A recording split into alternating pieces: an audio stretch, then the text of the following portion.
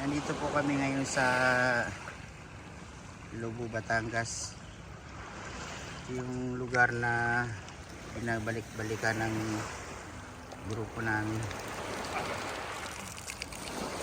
Kasi sobrang linaw ng tubig mga saoba. Tingnan nyo. Umulan pa ngayon eh. Pero hindi maalon. Hindi ba?